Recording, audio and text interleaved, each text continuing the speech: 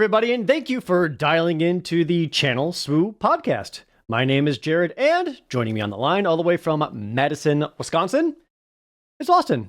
Hey, Austin, buddy.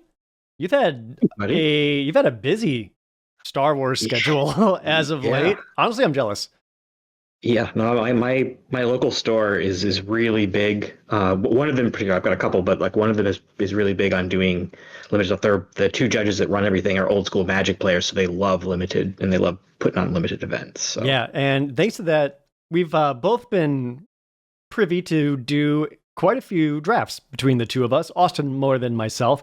But with that, we wanted to take what we have observed so far and try to relay as much of that information as we can to you, our dear listeners, to try to give you as much knowledge as we can for you for your next draft. So that's what we're going to be doing. Before we get started, though, if you are watching this on the YouTube version, we do appreciate it. Please subscribe to the channel. It does mean a lot. And all those likes and comments and all that also left on the video also means a lot. And before we get into talking about the draft, though, Austin, let's crack a pack.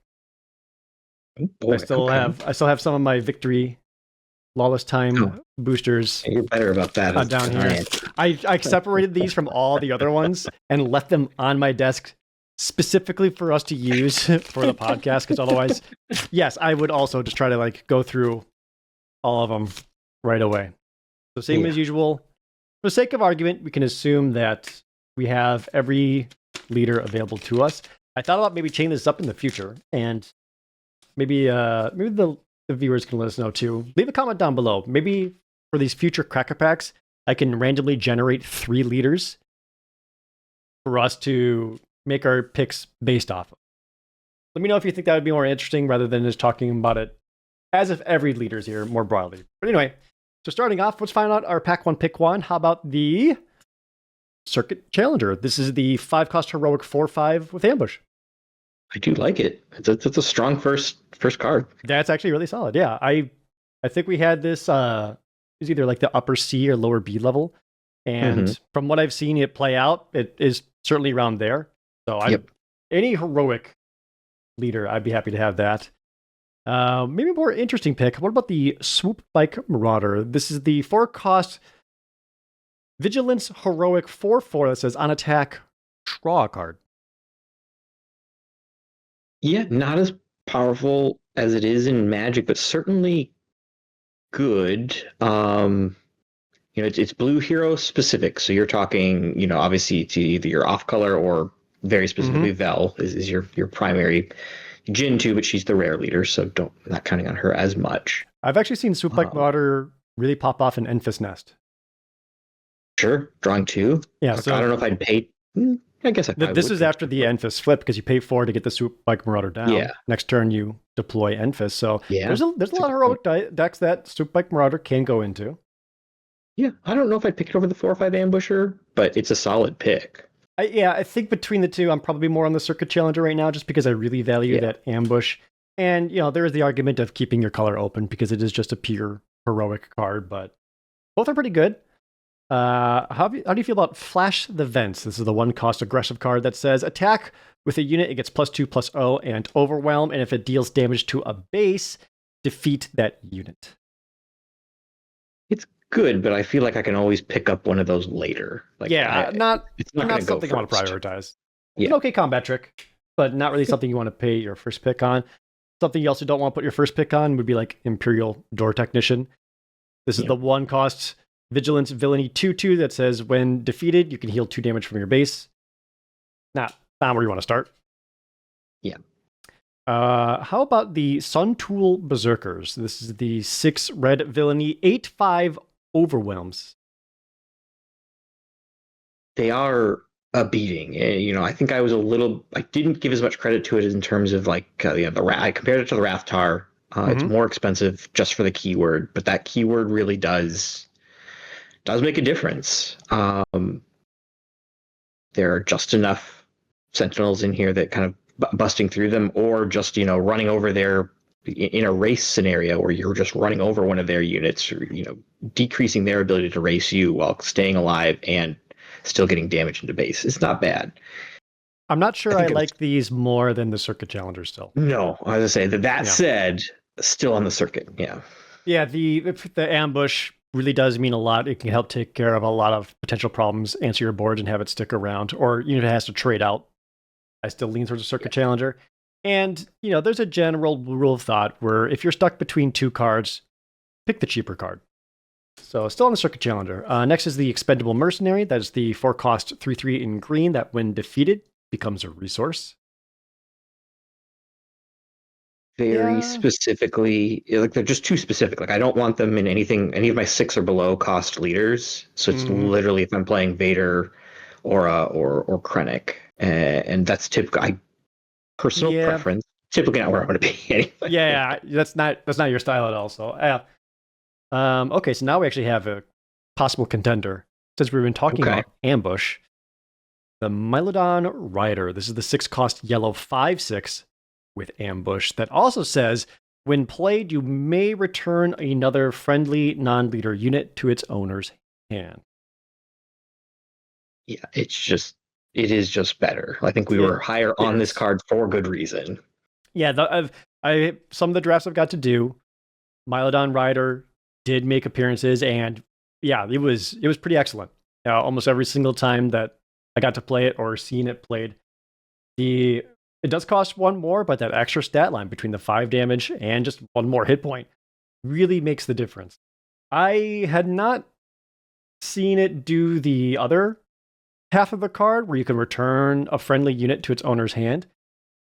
I was trying to think if there was any scenario in which that could be beneficial, but for the most part, if your unit has like the Stygian Prime card, the enchantment that's dealing you 2 damage every turn. Sure. Or maybe it's like another ambusher you want to bounce back to re-ambush. I don't know. Yeah. But for the most part, perfectly honest, a couple of times I did play the card, I kind of forgot that half of the card even existed. I just played it as the 5/6 ambusher. Yeah. And you're going to be happy with just that. Yes. Yeah. You will be. And it's yellow neutral, so you're more open than you are with the heroic card. Yeah, exactly. So. Next card is Combat Exercise. This is the 1-cost command card that just says you can exhaust a unit and then give it 2 experience. I have not had anybody play that card on me, nor have I played it myself. It very, very filler tier and like low filler tier. Mm-hmm. Maybe potential in sealed. Maybe, but we're looking at draft picks right now. Next we have the Street Gang Recruiter. This is the neutral 5-cost 4/4 that says, when played, you may return an Underworld card from your discard pile to your hand. Yeah, he's not played because his primary place when he was originally printed in, I think, Shadows. He had a leader, an Underworld's Mattered leader that was available, that was draftable. Now the Underworld's Mattered leader is only in pre-release, or if you pull the showcase. If you get real lucky, yeah. Yeah, so he just doesn't have that. That's not said like there's enough Underworld that they've managed to make your name. If you count up the number of Underworld, like I have a couple of times, particularly in Villainy, like you do typically have like 8 to 12, but like are any of them worth bringing back with your recruiter? Yes. And that's my exact point. Is like this is a rather underpowered card compared to the rest of them, and the best this card gets is the best card you could possibly get back from your discard pile to potentially replay, which even then is a little on the slow side. And how much card advantage do you really need in this format? Yeah, which is one of the things we are going to talk about. Speaking of things we're going to talk about, we got our uncommons now. The Cantobite Security. This is the 5-cost Vigilance card. It's a 3/5 with Sentinel, and on defense, make a credit token. Has punched above his weight in most cases. I'm usually a little lower on like 3/5 Sentinels, but that credit, like, because typically you're getting 2 off of him. Sometimes they'll use the 5/4 ambusher, the 5/6 that we were just talking about, and they'll really, they'll kind of rinse you on it, but you still get the credit out of it, which is fine, just not great. But like when you're getting 2 credits out of him, man, it feels good. Yeah, and we'll talk more about those later, especially when it comes to the Sentinels in the set. But that said, would you go with the Canto Bite Security versus the Mylodon Rider? I think we're both on the Mylodon Rider right now. I'm still on the Mylodon Rider. I think it. So this is one of those picks where it would probably matter more depending on if we had certain leaders. If I'm sitting there and I'm thinking I've got Aura Sing and I'm thinking I really want to build Aura Sing, then I would probably go with the Canto Bite Security.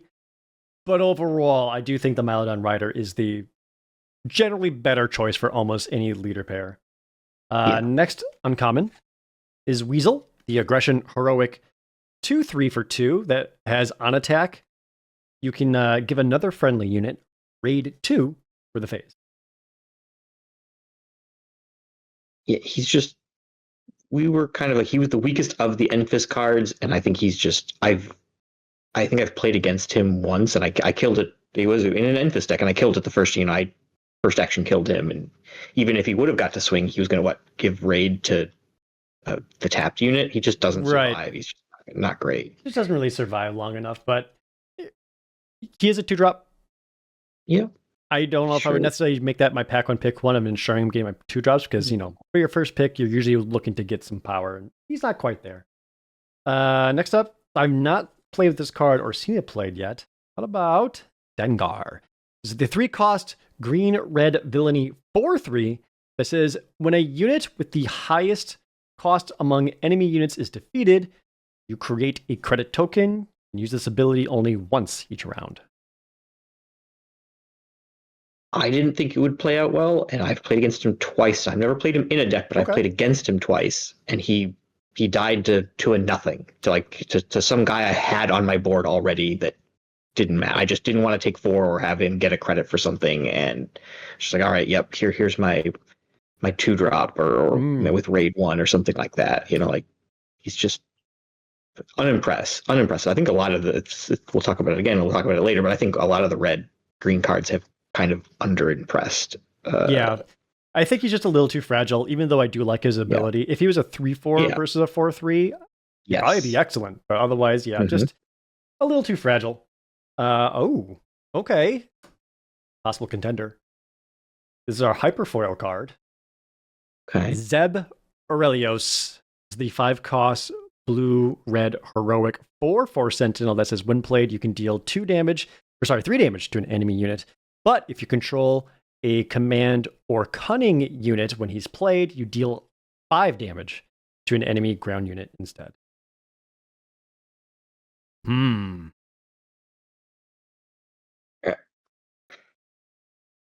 Yeah. So I'm picking, right? This is what you should do versus what I'm doing. Okay. The yellow 5/6 keeps you more open. Yes. Is a generally good card. And it should be like when you are pack 1 pick 1ing, it should be your first pick. That said, I really like Zeb never disappoints. You play him, and your opponent will groan every time. Nobody's ever excited to see that hit the board across from you. Even if you're only getting the 3 damage version of him, he's just so good. Power level wise, this is the strongest card of the pack by far. Yes. And again, this is another reason why we should be trying to come up with our 3 leaders first before we open these. But this is an instance where, depending on my leaders, could potentially adjust what my picks were. If I already had a yellow heroic leader, like say Lando Calrissian, or even like Harrison Dula, if I want to build green that way, and he is just that much easier of an off-color splash to help ensure I get that 5 damage off of him, then I'm more likely to take Zeb over, say, the Mylodon Rider. But since we don't have that information, it's probably still meant to be Zeb Aurelios, if I'm being honest with myself. If I have a good enough heroic leader, if for some reason I don't, which I have seen happen at the drafts I've been to, the Mylodon Rider is probably the better choice. Yeah. And finally, our rare. Oh, okay. Our rare is Qui-Gon Jinn. This is the 4-cost Cunning 3/5 with Sentinel that has, when played and on attack, you can look at the top 3 cards of your deck. You may discard one of them and put the rest back on top in any order. I have not actually gotten to play with Qui-Gon Jinn yet. I have, in sealed though, so a little bit different of an experience. Hmm. Think I'm still on the 5-6. He's really good, and he's even better in like Lando, say, but Lando's again a rare leader. You're less likely to see that kind of thing. But he sets up the top of your deck, so you know you can flip and get your Oh credit. yeah, yeah. Um, and he's good. It's just like that 5-6 is just it always kills whatever it ambushes, and it lives 90% of the time to either be a 2-for-1 or start cracking in for 5. Like it's just so good. I thought you were going to say Zeb Aurelios. Oh, well, yeah. Yeah. I'm still on like I think overall, like all things considered, if we're considering all different leaders or whatever, the Sure. 5-6 is the best pick. If you are if you have honestly, if you have any heroic leader that is worth playing, Zeb Aurelius is probably the pick. Yeah, and again, pure power level wise, Zeb Aurelios is the strongest card. Yeah. I don't hate the Qui-Gon though, because that is he's probably the best Sentinel in the game in terms of efficiency, cost wise, and all that. Is the best Sentinel in the set, but yeah, that's what we're talking about. So there you go. They're either Qui-Gon or Mylodon Rider or Zeb, depending on your leaders. So maybe the next episode we can try doing a randomized 3-leader pool and see what comes. Okay, so as we mentioned, like at the top of the show, the set has been out officially for just over a week now, and we've been able to do some limited events. Obviously, a lot of pre-releases happened, so a lot of people got to do some sealed, which was really, really fun. Thankfully, we were also able to do drafts. And boy howdy, drafts felt very, very different than sealed.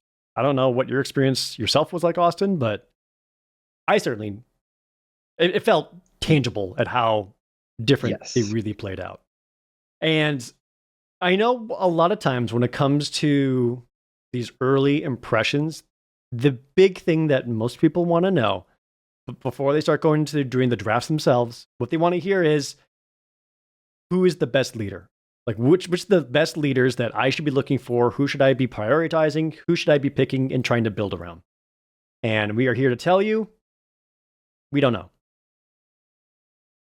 I have a pick for front runner, but just based on results that I've seen. But I don't think there is necessarily a singular one that stands head above shoulders above the others so hard that's like those are the ones, or even like the top 3 necessarily. Because again, Secrets of Power, very, very clear what the best ones were: Leia, Jabba, Colonel Yularen, and even Slymore. And for pretty much all the other ones, it was just, you can ignore them. Just pretend like they're not even here. If you somehow end up with them, that's really unfortunate, but you just kind of ignore them. Just go for the other ones, especially since they were all common. And that really changed the landscape of Secrets of Power draft. Here, in Lawless Time, it's not as defined, especially when it comes to the different leaders, because some of the rare ones actually are really good. I really like Lando. I think Lando is still kind of up there. Is he necessarily the best? Not necessarily, because he needs the support for it. Whereas a lot of the other leaders were just kind of like, you got to just kind of do the thing and didn't require as much deck building or forethought or playing around or whatever. So if you're coming to this and want definitive answers as to what the best leader is and which ones you should be drafting, really, we don't know for sure yet. We can try to steer you in the right direction, we believe. I almost don't want to like speak it into life, because it's my worst fear that I expressed in the first time we, in the set review, that I really didn't want to happen, but I think it's just we're at that point again. If I look at, so I got to play in draft camp, which we fired three drafts that day. I got to draft that Friday, and then we did a limited competitive event that had a cut to top 8 draft that I made the draft portion of that. So I've done 5. At draft camp, my 2 losses. So I was 2-1, 2-1. I think I was 2-1 all 3 rounds. And 2 of those 3 losses for the 2 ones, Vel Yellow. The if you looked at the sealed builds going into the top 8 of the event this past weekend, the sealed tournament into the draft, 4 of the 8 were Vel, yellow or green. She has she's not as free as Leia, because that was just like there was almost nothing, like it just didn't matter. But there is just enough credit hate cards that they can almost like, and some of them are not just credit hate, they are an incredible advantage. You know, like the 3/4 that just pops the credit when you play it. It's like the 3 cost aggressive card, Arvin. No, or I'm just talking like the blue heroic. Yes, blue heroic one. That's just like the most filler version of it you get. It's like, okay, yep, you got it. But then you have like Arvin Skeen or Terramin, and if they get those or get to like splash them at all, now you're talking like they're not just like making up for the fact they gave you a token. Now they're beating you with the token that they gave, the credit that they gave you. Yeah. One of my opponents, I had to play a Velsartha, and they played Velsartha, and I was on Lando, so they gave me a credit token. So right away, I'm thinking like, oh, sick.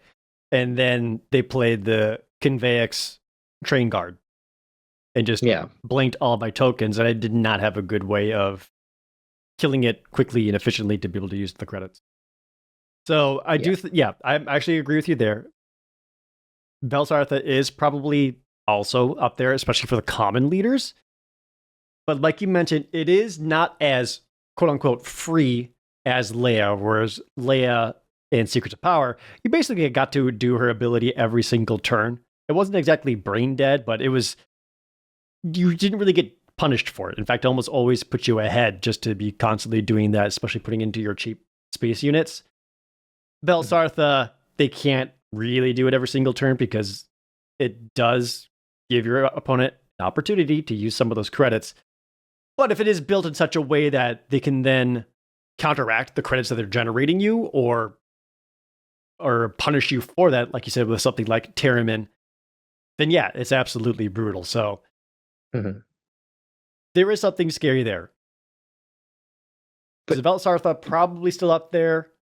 Yeah. But again, it's not going to be as like necessarily as auto win or as easy to do as something like Leia Organa. And I think the 2 main points I also want to make there is that one, last time where you pointed out, it's like there was like 4 other leaders and you just really didn't want any of the other leaders. This is, to me, it's like Vel is a half step above, and then it's literally everyone else. Yeah, like, I feel like it's just like every other leader is just like, even the ones I was more down on in the set review, I was like, these guys just aren't terrible. Maybe I don't use their ability all the time or whatever, but they're well statted. Like, just fine. Yeah, and that's a good thing. Like, there's a lot of leaders here aren't just complete duds like they were previously. None of the leaders here are C-3PO tier. None of them are DJ tier. Even some of the lower ones like Tobias Beckett. Some people are still drafting them.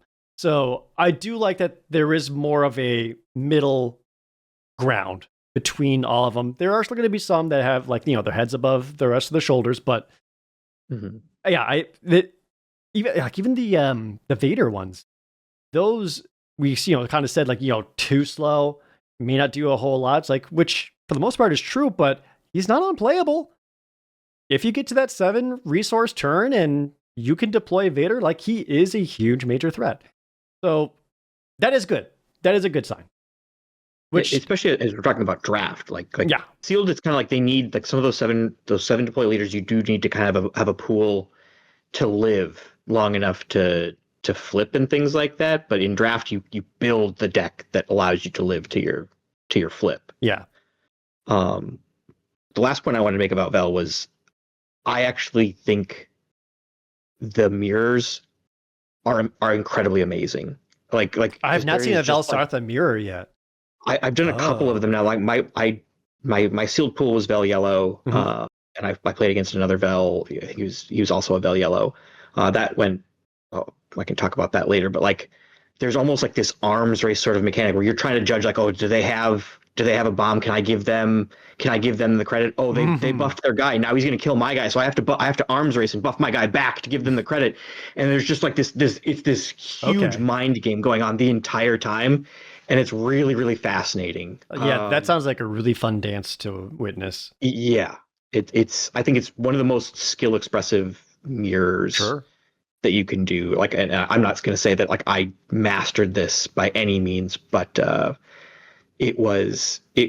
had a lot of fun. Like, whereas like I didn't really love the Leia mirrors and things like that in the past, because I think it was also in part because there was just sometimes like, okay, you know, you've won a couple of games, so you're in your Leia mirror, and it's like, oh, and they dropped Rex, and you don't have a Rex, so like, okay, yeah, this is no longer Leia. It doesn't matter that we're in a Leia mirror anymore. You're a Rex, and I am a not Rex. So the same go. I mean, this set has Liberty and things like that, where you're just kind of like, okay, yep, this game is done. Yeah. Which this brings me to my next question, and really the next talking point, because you might have a better idea than I do, and that is the format speed. And I think that's another really big question when it comes to these draft formats. Is people want to know is like, how fast is it? Do we have time to dirtle around until we get these 6-7 drop leaders? Do I need to be just taking nothing but cheap units to get it in and just get that damage in and end it before anything else? Does the 27 hit point bases that we're stuck with make the games end a little sooner? I'll tell you what my overall observation is, or I guess estimation on what the draft speed is, and then I'll be willing to hear yours. I think this format is shockingly fast. And almost disappointingly so. Because I feel like going into this, you know, looking at the cards before they're coming out, going into the set review, we're seeing these really cool, big static units that have 3 aspects and these really cool bombs and really cool splash options. And a lot of these are like, oh man, you know, if I could play Chrysanthemum for 8, that's going to be so sick. If I can splash in the Mandalorian and like all these really cool big cards. So I thought maybe it would be a bit of a slower format to make a lot of those more feasible and even playable. And from what I've been seeing, or at least in my experiences, that isn't the case. I think a lot of the games have come down to damage races, or in a couple of times I just got completely steamrolled by really, really aggressive decks. Yeah, I think there's a couple of pieces. So I think I agree, generally speaking, it is faster. That said, I think I played a couple of times. I played 7 deploy leaders, and I deployed them every game. So like I did get to that most of the time.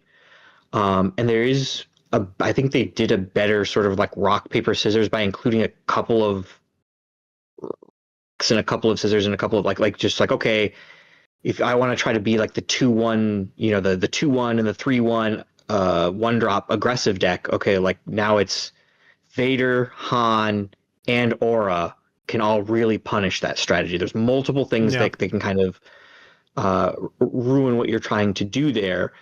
And there's a lot of this kind of going on. A lot of people, you know, okay, I'm going to be Vel Sartha and I'm going to give you credits. Okay, well, Lando or Han, it's like, okay, great.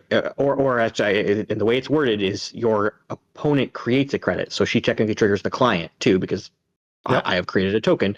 So there's, okay, now Vel has a couple of, like, they're not hard counters, because something like, okay, I can tap your unit versus you gave your thing a +1/+1 counter is not exactly you know, equal kind of thing like that. But it is, you know, if in theory, you're giving it +1 power against Han, because Han could throw the credit immediately right back at it and take the health point that it got extra. He just takes it right off by throwing it at it.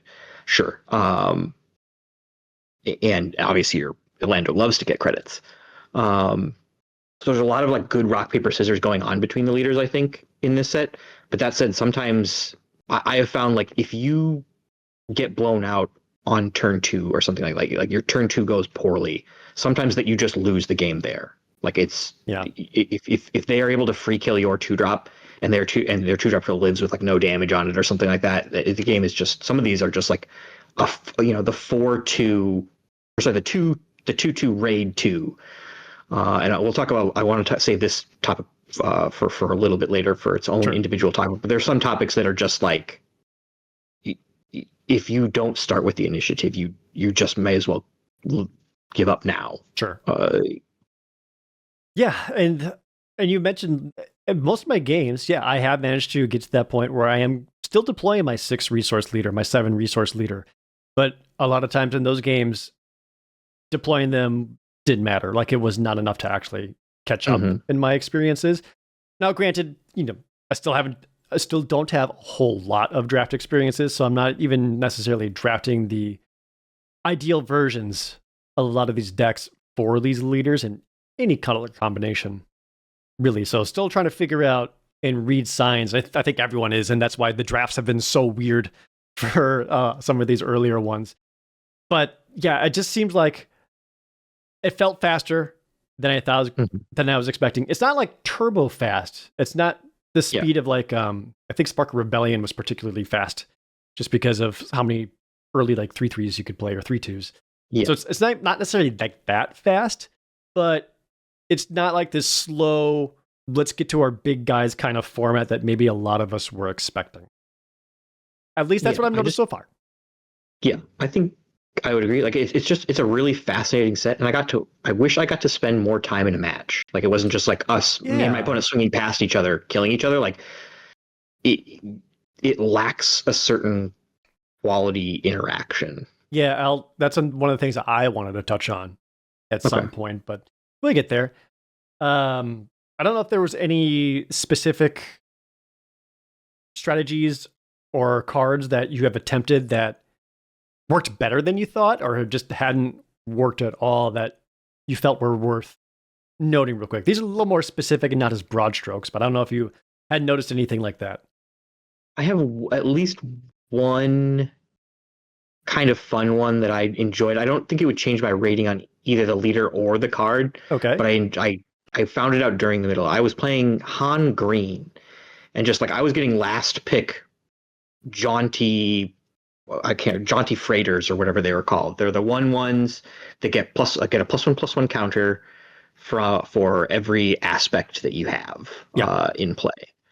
So you play it when Han's deployed or whatever. They're four costs.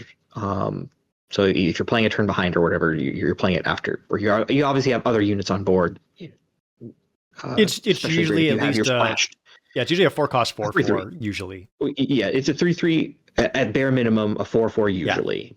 And those are 4 actual counters on it. And what I found fun with that is sometimes you play that on turn 4 and you make your 4/4, you crack in with it, and then you flip Han, and then I've free killed like a 7 health, not free, but like a 7 health leader. I killed Enfys on deploy because I cracked in with the jaunty freighter, and then I deployed Han, and Enfys flips the same turn, and then I attacked into Enfys, and I took the 3 counters off of the jaunty freighter, and I chucked them at Enfys, and killed her with my leader. And Enfys is really only good on her leader's side, so I took away their entire. They got to do one thing because it took me a turn to flip it, everything like that. And granted, now I have this dumb 1/1 in space, but like it cracked in for 4 and let me kill their leader with mine, and mine only took 3 damage back. Like, worth it. Like, I wouldn't go out of my way out to pick jaunty freighters by any means. You're going to get them last pick anyway because nobody wants them.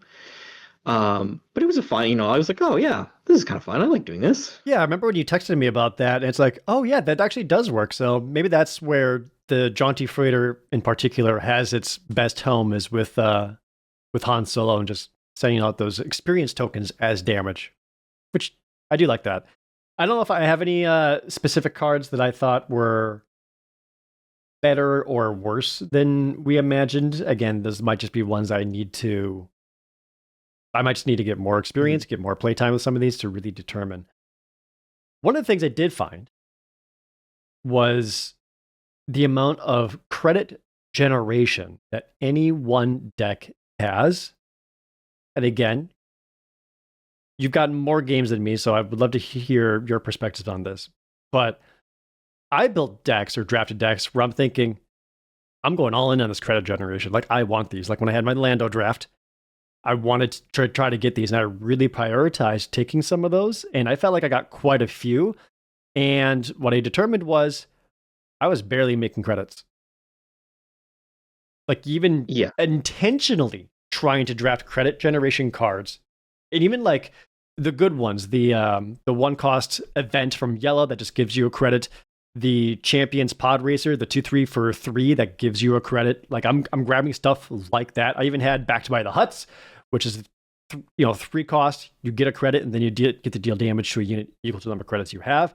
I'm grabbing stuff like that. I'm using Lando's ability to try to generate a credit, and I still wasn't really getting like a ton. I got a few, but I'm not like, yeah. I wasn't like burdened by riches. Like I think that was maybe the potential fear, maybe that we assumed was the advantage would be. And the reason being is that, the first Champions Pod Racer, when I played it, felt great because I had at least 1 guaranteed credit for Lando's flip turn, so I can change it into 3, potentially play something big. Every Champions Pod Racer after that felt pretty bad. Yep. It's that they are really, there's always going to be, the unit or event that we understat or underutilized because we stapled the set's mechanic to it. And so like somewhere you have to find this weird spot between consistency and always, you always want to see at least the first pod racer to get your credit off of it. But like when you play your 2/3, and they play literally anything else that doesn't create they play Hana. Let's just go worst case scenario. You're like, oh, okay. Well, I guess I'm just dead here. Yeah, like and that's kind of one of the downsides, that pretty much every credit generator is to put you ahead, maybe in a future turn, but it puts you pretty significantly back the turn you need to play your credit generating card, whether it is that event or that understated unit. Yeah, but the number of times I played a 2/3 and they just played like a 3/4 or 4/3 and just like didn't care about my 2/3 at all. I felt stupid. Yeah, I've played it. I played the 2/3 a couple times, and like it did almost not, like it gave me the credit, yes, but like in terms of like on the battlefield, it did nothing else. It was nothing.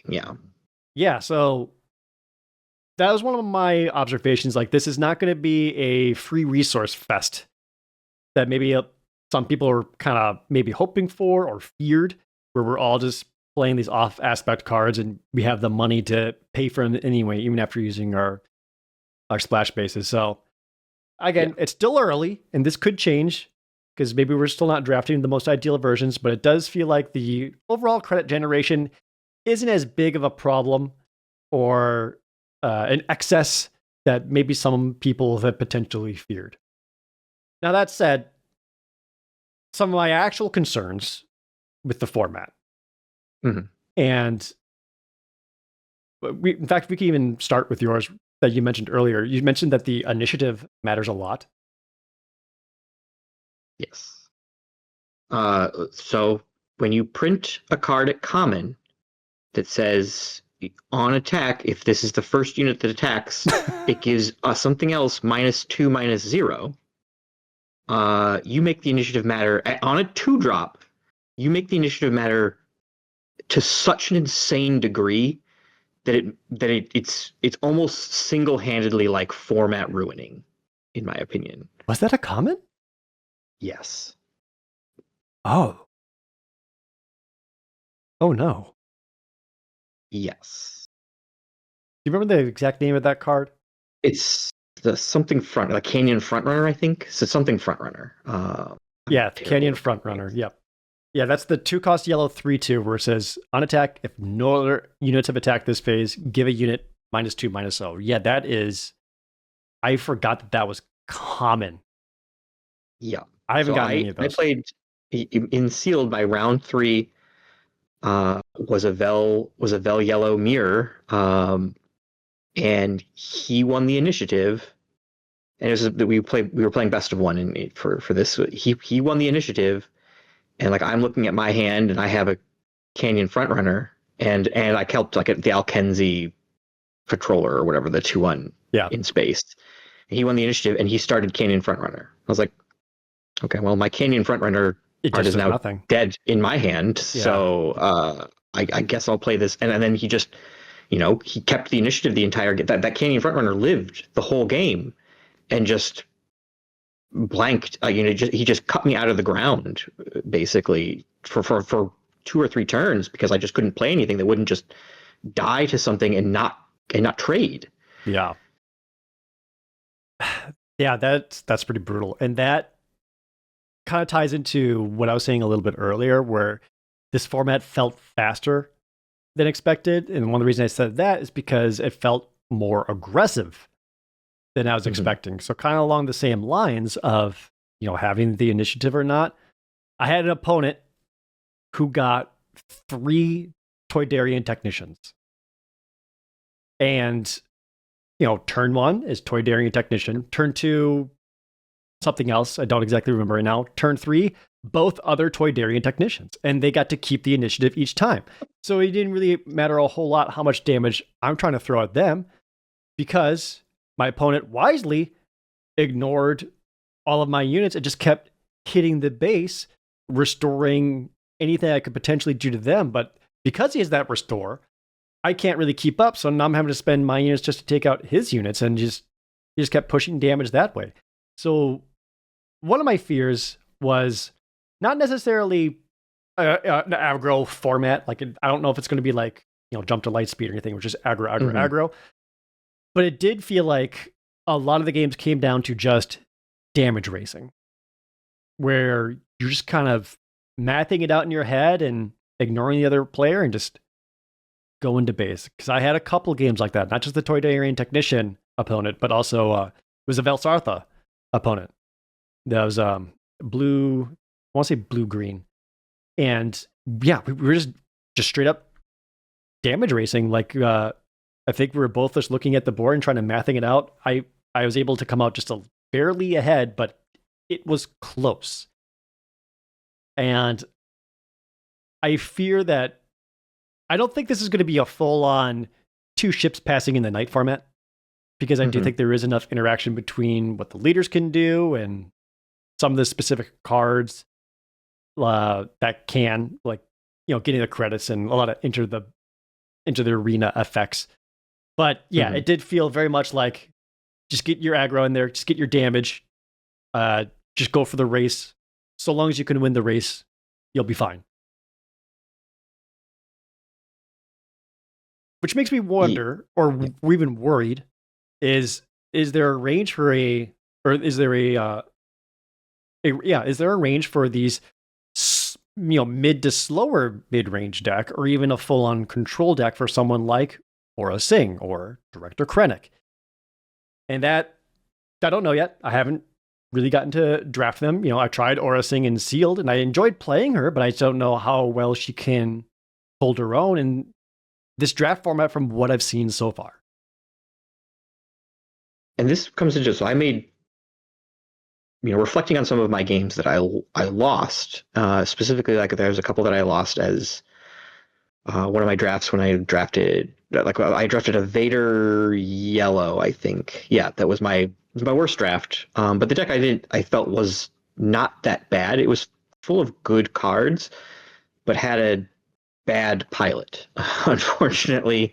And I realized, and I think this is something that I kind of, I don't want to say like I'm hoping to explore, because it's not me, but to better round myself, it is something that I do want to feel like I should put some time into. And that's, I think there are, like, how you break this sort of initiative matters, these really oppressive kind of cards that you can do. Is there some cards that you should just pass on turn, you just take the initiative on turn 1? There were some of these times where I was just like, I'm so used to, I'm the guy, I want to be playing guys every single turn and doing the thing. And the Vader deck in particular, like, I can recall, I'll use a specific example. I'll use one of the specific examples where he plays the 2/2 raid 2, and I'm like, okay, well, I play my dumb 2/2 saboteur in space, so we both have guys now. So that, and then he gets, he won the initiative, so he gets to then crack in for 4, and my 2/2 saboteurs in space, it's not killing that guy. But I was like, oh, and then I have the 2-drop interrogator droid in my hand, which is a 2-drop, and I didn't, you don't want to play behind curve or whatever. But if I just claimed the initiative, an interrogator droided his guy, tapped him down, got a card out of his hand. He was playing like Chewie or something like that, so he could have just Chewied the 3/1, destroyed his resource, dealt 2 damage to it. But I got a card out of his hand. I effectively kind of burned a resource, in a roundabout way, I replaced one of his resources with a temporary resource. I made him cost much more. I took maybe 8 or 12 damage from that 2/2 before I could get it off and that was, I remember sitting there like, oh, like I can stabilize this if I had 4 more, like a 4 more damage cushion, I could really turn this game around. And I think there are, passing your turn and interrogator droiding, collateral damaging because you're still getting 2, if they're playing something at X2, you're dealing 2 to base, you're dealing 2 to the unit, killing the unit and dealing 2 to base. So you're not really falling that far behind. You took your turn 3 and now they get to play a 3-drop. But like, I think there are, and it's going to take some fine tuning more than just like my speculation here, but like there might just be like the initiative matters so much that sometimes if you don't start with it, you pass your turn 1 to take it. And then as long as you have something you can do that's impactful to your opponent on that 3 resource turn with the initiative. Yeah, and with initiative mattering, even in this one specific instance, imagine if the initiative order was flipped. You start off with your 2/2, and then he plays his 2/2 with raid 2. You claim the initiative, you go the next turn, and you get to open with the interrogation droid, and you still get to attack with your 2/2 in space. But because of the initiative here, you didn't get to do that. You had sent me a picture of that Vader yellow deck that you put together, and you're right, it is not an Austin deck.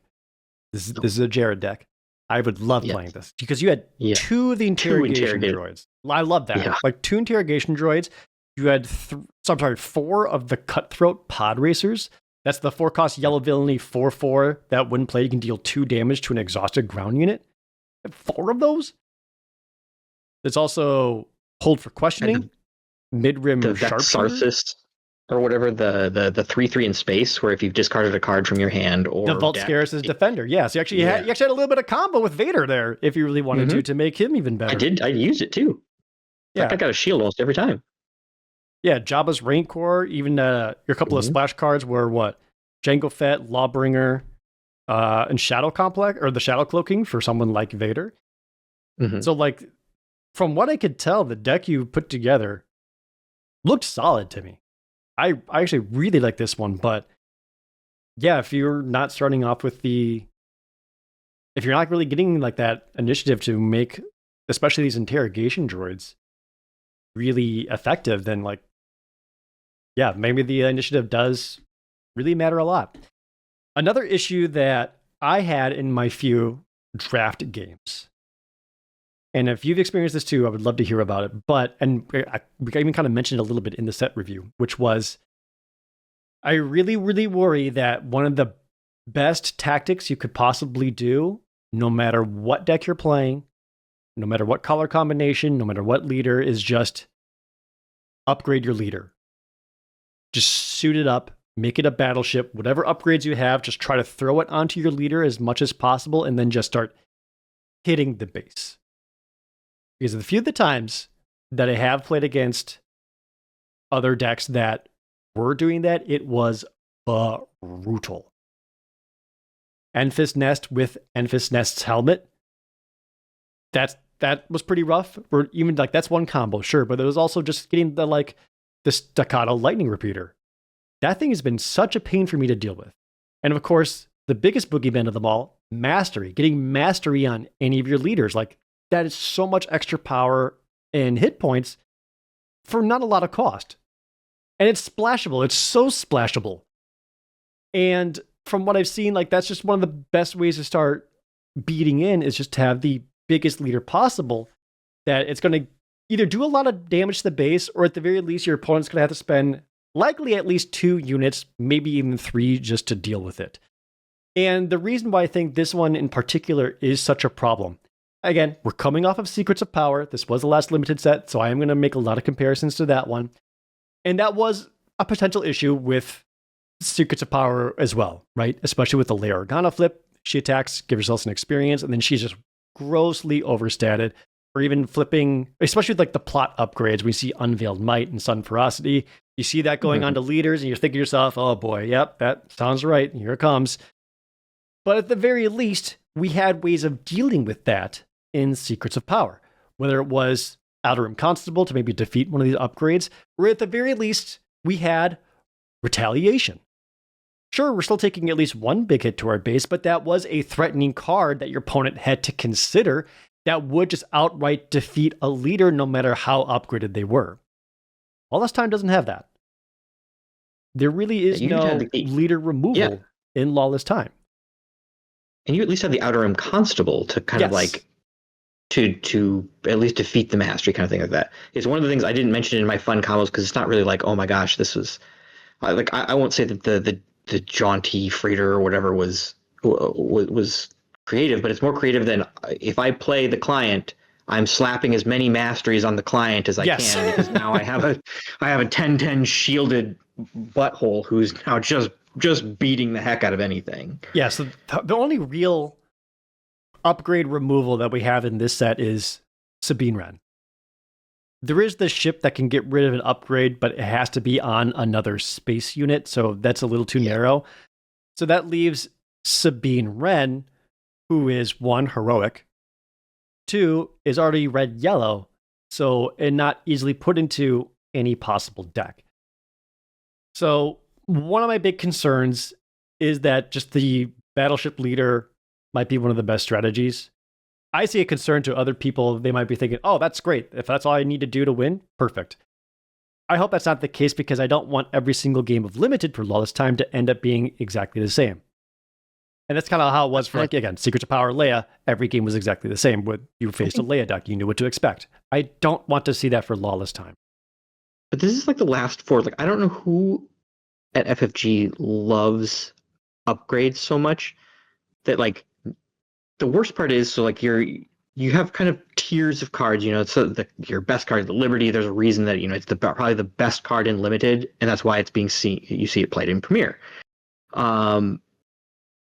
But these upgrades are not good enough to ever see play in Premier, and they just kind of, I don't like, Ruin is too strong, but like they have a really bad effect on Limited. So the only purpose of their existence is to now just be bad for Limited. So like why do this over? It's been, I think, every set since the first 3, even like JTL obviously had pilots. That was kind of its theme. Everybody gave it a pass. But Legends of the Force, like your Battle Fury or whatever, like Battle Fury, even just like because it could go on spaceships, like you just Battle Fury your spaceship, and if I was playing Snoke, I was playing a Battle Fury no matter what, and just beating you down in space with him. Obviously, all of the problems with all of the plot upgrades and things like that, and Secrets of Power, they've just all been bad for the game. Like they're not good enough to slot into Premier and have a meaningful effect there. And there's no like upgrades matter decks that they're building towards. So all they do is have a negative impact. So they just need they need to. My 2 wishes for next set are the next going forward. Actually, I would probably say no more +1/+1 counter leaders. I think we've just shown that you can't balance that, and you just need to stop.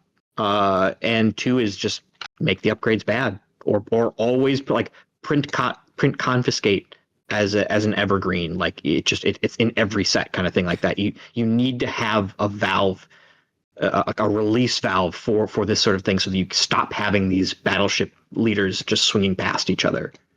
I will devil's advocate for FFG for a moment here and just say upgrades might be fun for the more Timmy style players who want to do like their Twin Suns and just like make a big thing. And to be in the Twin Suns decks. Yeah, I agree.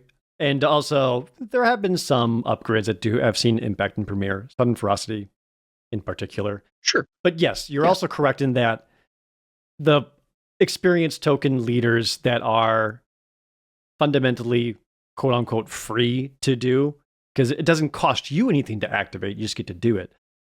That is too much. And if they are going to have these super impactful upgrades like Mastery, there does need to be a way to deal with it. even if it is just reprinting Confiscate, which I am surprised has not been reprinted yet. You think that seems like one of the evergreen ones? To come back. Yeah, I really, really agree there. Or a Outer Rim Constable style unit. It could even be a worse Outer Rim Constable. I don't care. And maybe in their minds, the cards like the Axe Forgets or something like that, where you just bounce a cheap unit, maybe they thought that was something that was going to be big and good enough to deal with that. And it's really not, because the upgrades, they really are just going to go to the leaders. Yeah. Now, another thing that I have felt, or maybe it's just possibly something a skewed perspective, was it feels like for this particular set, especially when it comes to the speed of the format, it feels like the Sentinels are just worse. They are, yeah. Like, so we traded, I think, again, we're coming back to SEC. A lot of theirs were, I just lost the word, situational Sentinels. They were, while they were undamaged, the turn they came out, after they're on attack, kind of thing like that, they were Sentinels with a star after it. But they had 5, 6, 7 health, and they were hard to get through. You're giving me a bunch of like 3 toughness, or 3 health Sentinels and things like that are just killed by nobodies. Yeah, exactly. So it seems like, now I actually did count it up.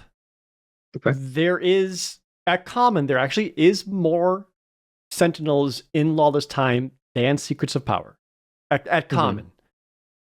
And then overall, I think overall total, there's maybe 1 or 2 more Sentinels across all rarities in Lawless Time versus Secrets of Power.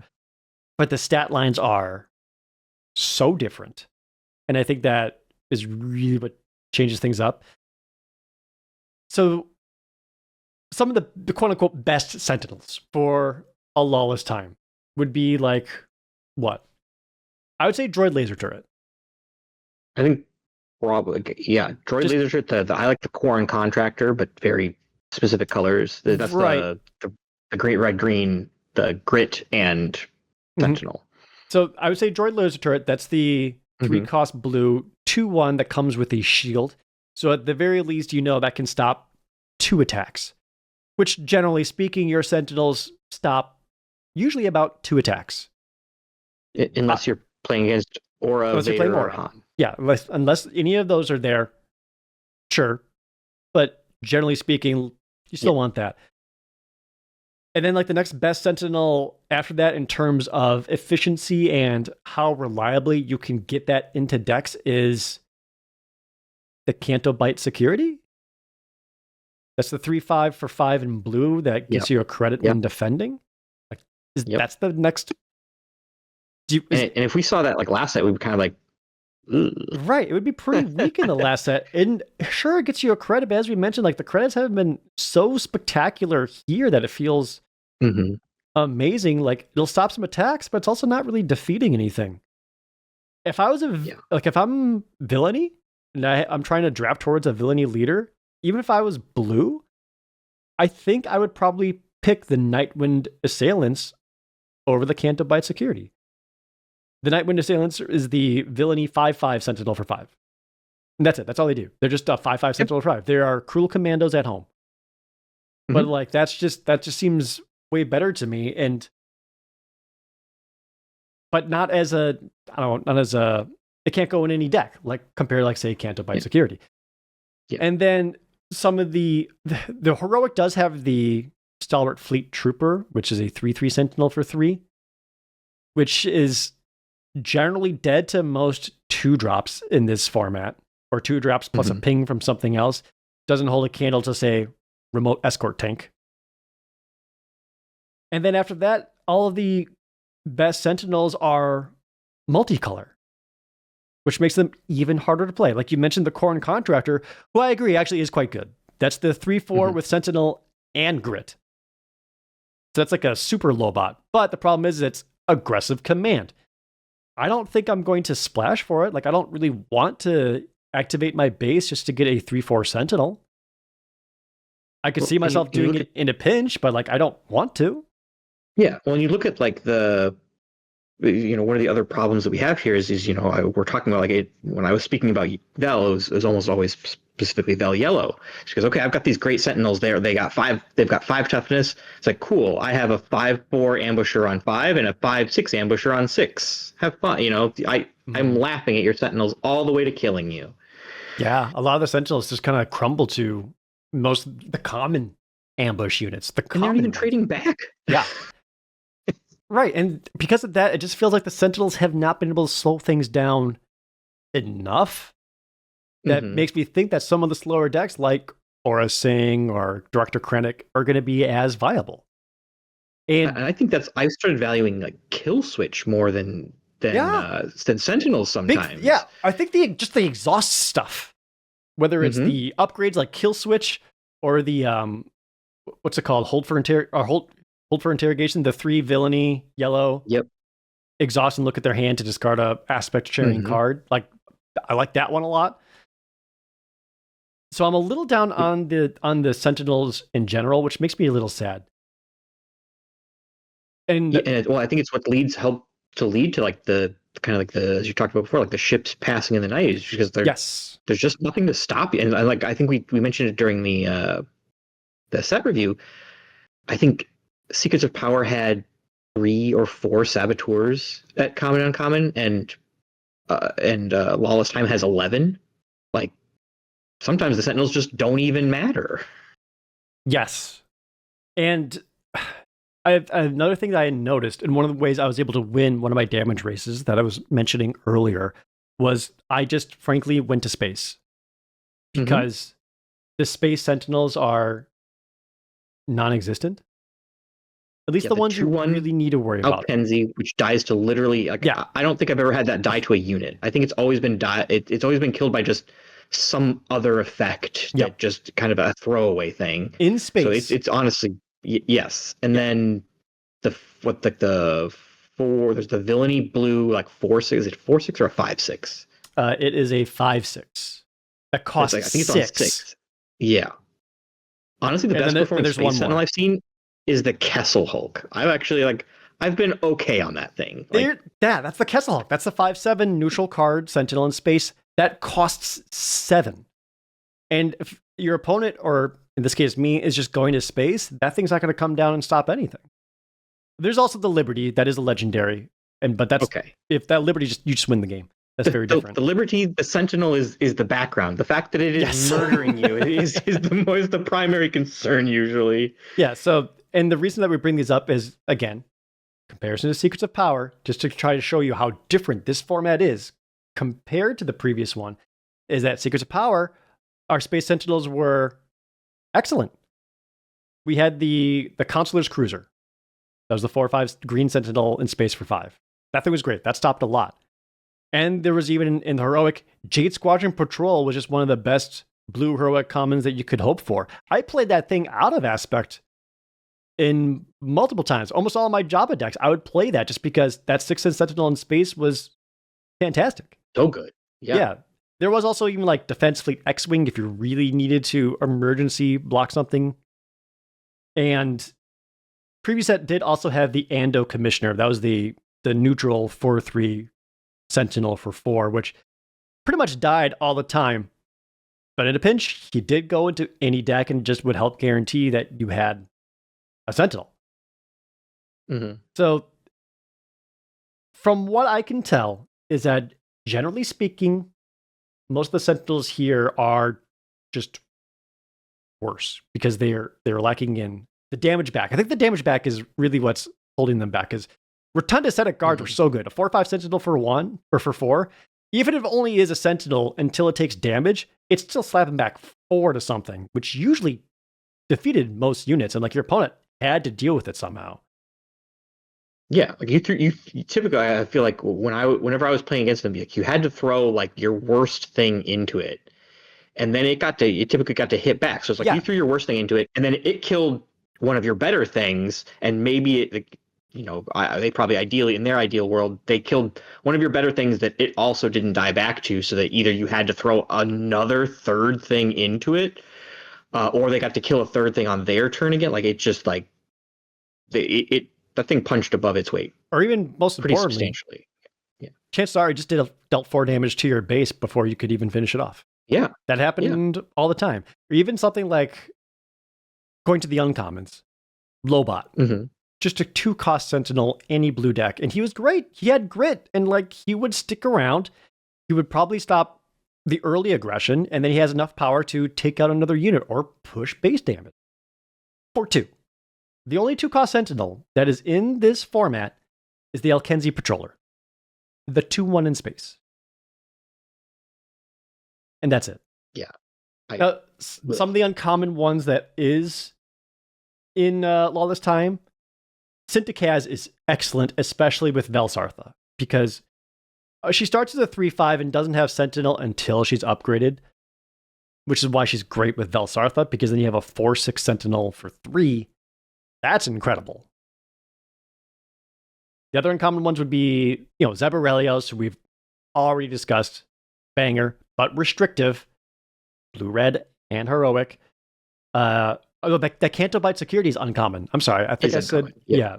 I can't remember if I said it was common or not, but it is uncommon. And then after that, it's like that space IGV 55 through 5/6 in space for 6. Mm-hmm. That's just, yeah. And then there is the rares and the starter deck cards like Lando Calrissian. I basically kind of count them as rares because they're only going to show up if you get the hyperspace or the foil ones, which Lando is very good. He's the 5-cost 4/5 where with Sentinel, and while defending, the attacker gets -1/-0. That's good. Like that is a good one. And I think kind of tacking onto this conversation, kind of combining with one that we had previously, is you look at so the reason that kind of like Velsartha is a half step up and all the other leaders are generally the same is because your card pool matters the more than your leader. In a lot of cases, Velsartha being the only one because she can turn a medium pool into a good one or a fair one. But if you look at if you look at the blue heroic that she gets to get, your Bodhi Rook, who is rare, but like he's a 2/4 that can give a Rebel Sentinel, typically just himself on attack. So she gets like an extra Sentinel there. Sintikaz, who is an incredible Sentinel specifically with Vel. The 3/4 that kills a credit, which is good synergy with Vel. For 3 cost, and then you get into like Lando, who is another rare, who is another outstanding Sentinel if you manage to pull him. Like her blue heroic specifically is really good, and you look at the other thing, you look at some of the heroic blue plus X color, Kanan, Zeb. Like this is the card pool that she gets that makes it's part of what makes her so much better. It's her ability is good, yes, but the cards that she wants and get passed to her because they are blue heroic are also just incredible. Yeah, even without upgrades like Zeborelios, Lando, Baze Malbus, Obi-Wan. Yes. Like, yeah, these are all did you mention Baze before Chirrut? I was thinking specifically Sentinels, but yeah, obviously Chirrut is ridiculous. But I guess the main takeaway I want to get to all of this is that there wasn't like a Naboo security force equivalent. Yeah. Because again, it was a situational Sentinel in Secrets of Power, but what a banger one. A 5/7 for 6. And then when it dies, you can still give something else Sentinel just in case. That was just super good. And then you had a leader like Jabba the Hutt that could really capitalize off these Sentinels. And I haven't really seen that in this format yet. So I want to reevaluate my priority picks when it comes to Sentinels in future drafts and see how that potentially changes things, where maybe I'm not really prioritizing the Sentinel cards and I am just trying to go for the bounce, the kill switches, the exhaust effects, because I do like those in general a lot. And maybe those do just play out better than Sentinels. But that is something that I guess both of us have observed, and that could be the case moving forward for Lawless Time. Yeah, I agree. All right. Let's call it a show there, Austin. I am looking forward to doing more drafts, though. I will say that. Like, I have another one coming up this week, and like I want to do more because I am still enjoying it, for sure. Again, yeah, I think. Go ahead. It's still fine. Like for as much as I it has some major issues, and I have some design issues that have been ongoing for several sets that I think really hold it back from. I'm trying to find where their design philosophy is, and Magic. When you have practically 300 cards or something like that in a set, a vast majority of them will not make your premiere, or your constructed formats, kind of thing like that. But they shouldn't also then their purpose then should be either, I get it, there's some amount of Commander / Twin Suns kind of thing, like cards that should exist, but like Magic's real problems started to come about when they started printing a bunch of Commander cards inside of the regular sets themselves. And it just got worse and worse because they were either so bad they were only playable in that when you could get to 11 resource, 11 mana or whatever in Magic, and they were just a dud rare or mythic or something like that in your sealed pool or in your draft. And especially now, because now that FFG is going to be printing Twin Sun specific stuff, like that was always my thing, is just like, okay, they were releasing, Magic was full on releasing Commander sets. Mm-hmm. And that were specifically made for Commander. Why are you still dumping Commander junk into the regular sets? And that's what we have here. Now, if you're going to start regularly printing Twin Suns product, please just throw all that stuff in there and really focus in on creating a good, positive, limited experience. Yeah, for sure. That's going to do it for us.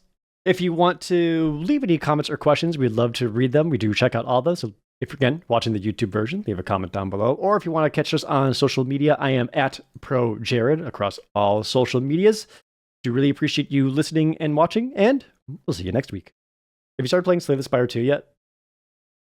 I watched you play it. Just like, if I start playing this, it's going to cause problems for me. So I had my first successful run the other night. Okay. And it was just so sick. Was this? I had to tell you about it. This was not on stream or wasn't recorded or anything. I was just playing on my own. You had a nearly successful one that I did. It was pretty close. Yeah. So I was playing the Silent, big shocker. Okay. Yeah. But I managed to build this deck that basically would win on turn 1 90% of the time. So there's a card you can get called Backstab, which is just deal 10 or 11 damage or something, and it costs 0. And it has Innate. Yeah. Innate means that's a card from Slay the Spire 1. Yeah, so an Innate means you just get to start with that in your opening hand. Mm-hmm. And then there's another card. I think it's a rare card, so it's like I got the gold borders on it or whatever, called Assassinate, which is a lot of the same thing. 0 cost. Deal, it's a little bit more. I want to say like 13, 14 damage to the target, but also applies vulnerable 2. So they then take 50% more damage for the next number of turns. And that also has Innate. So my deck had 5 Backstabs and 3 Assassinates. And when you play that game, your opening hand is 5 cards. Except when you play the Silent, you get to draw 2 extra cards at the start of each hand. But then I also found an extra relic. I think it was called the Fiddle, that says you get to start with another 2 cards in your opening hand, but you can't draw any more cards for the rest of the game. So every single fight, I'd walk up and I would just have 6 or 7 0-cost cards that was just backstabbing the hell out of them. So it'd just be like Assassinate, apply the vulnerable, Assassinate, backstab. It was seriously doing like 130 damage, no matter what I was fighting on like the very first turn. So I even got to like the final boss, and like the final boss was just like a complete joke because it did take more than 1 turn, sure. But like I did so many damage like right from the rip, like it barely even mattered, and it felt amazing. And I'm bringing it up because you need to play Slay the Spire 2, or really we need to play it together because it's got co-op. Co-op, yeah. Does co-op because it's like in not beta, but what do they call it these days? Early access, right? Yeah, it's available. We could do it. It has it in beta. We can do it right now. Well, that's very dangerous. Let's go do it right now.